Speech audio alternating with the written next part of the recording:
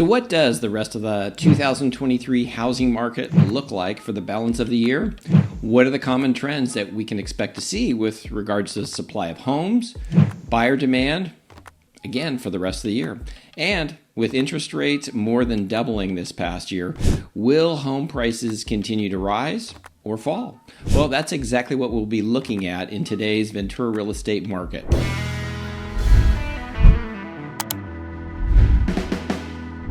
I'm Harold Powell, local real estate agent serving Ventura and the surrounding communities. And again, if you want to stay up to date on all things real estate for Ventura, I suggest hitting the subscribe and bell icon to be notified of future content. So let's answer the most common trend that will be emerging for the balance of 2023. I call it the seasonality effect. And the seasonality effect is the typical trend that occurs in our local real estate market pretty much like clockwork, beginning in June, July, and continuing through to the end of the year. So there are three trends that you can expect from this seasonal effect. Number one, expect inventory levels to decrease from their current levels through the end of the year. Number two, expect the number of homes sold to decrease from the current levels through the end of the year. And number three, expect home price appreciation to slow as we approach fall and early winter months. All right, so let's take a look and see the seasonality effect of our local market. Let's start with taking a look at the graph, which shows us new listings and solds taking place each month. Now, take a look at last year's new inventory trend line to better understand the seasonality effect. The new listings coming on the market are represented by the blue line.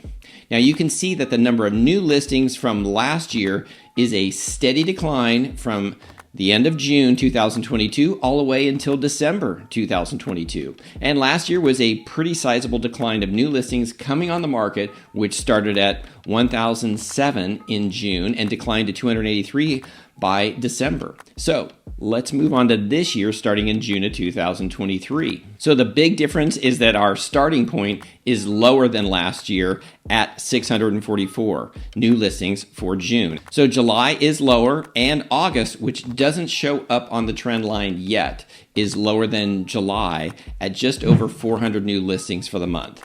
Now, this number for August was similar to last year's November numbers. So it's not surprising that we will eclipse last year's low of new listings of 283 homes by the end of the year. Now, looking at this same graph, but look at the trend line of closed homes at this point, which is again represented by the green bars. Now, the number of homes sold also declined from June through December of 2022. This year's June clocked in at 508 solds, and both July and August are continuing to trend lower than June. August is going to finish up pretty close to just over 400 homes sold. So both inventory and demand are already experiencing the seasonality effect. Now, the most critical ratio is the months of inventory based on homes closed. Now, this indicator tells us if the market is accelerating or deaccelerating. So let's take a look at that months of inventory based on closed sales. So if we look at June of last year, we were at 1.3 months of inventory and trended up to 2.2 months of inventory in November, then dropped in December. The December drop is attributed to the fewest number of homes coming on the market, while the demand really didn't drop that much. So here's the important takeaway from this trend line. From June to the end of the year, we saw a move from 1.3 to 2.2 months of inventory, which indicates that the market is slowing down. Now, when I say slowing down, it is a relative slowing, kind of like a car that is slowing from 80 miles an hour to 65 miles an hour. It's still fast, it's just not as fast as it was previously going. So, when the months of supply increases, that is an indication that the sales pace is actually slowing down from where it's currently at. Now, the other consequence of this is that you will also see the slowing of home price appreciation. So as we look at June and August of this year, we are seeing a similar trend with the inventory to sold ratio beginning to increase from 1.2 to to 1.5 in the last couple months. Now, I will say it's likely that we'll not eclipse the 2.2 months of inventory that we had last year, mainly because our housing inventories are almost 40% lower than a year ago. But I do expect we will still seeing a slowing of the pace of home sales from June to the end of the year. That may get us close to about 2 months of inventory. Now, 2 months of inventory is still considered a seller's market. And it's not really until we get about to 3 months of inventory that we begin to enter a balanced market.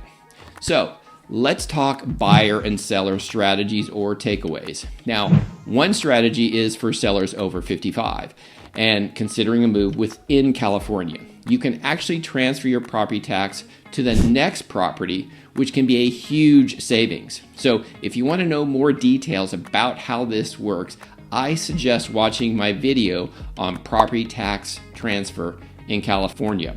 Otherwise, if you're considering selling in the latter half of 2023, the good news is that you will be competing with fewer homes on the market. And at the same time, understand that the volume of potential buyers will be fewer. So you may need to factor in a little bit more time on the market during this time frame. Now, there are a couple takeaways for buyers. Number one, if you are considering buying a home at this time, you will likely have less competition from other buyers, which means you will have an easier time securing a home at this point. Number two is understand that by purchasing a property, you are really locking in your rent with the potential of lowering at some point. Now you ask, well, how is it that you can possibly lower the rent by buying? Well, whenever rates drop, you can lower your interest rate through a refinance. But if you don't have the property, then you'll have to compete with all those other buyers who are waiting for the rates to drop, which can in turn push up prices and lower your odds of even getting a property. So it's much better strategy to own the home, then refi, than have to 5 or 6 other buyers for the same property. So I hope this was helpful. You can leave a comment below or a thumbs up. Thanks.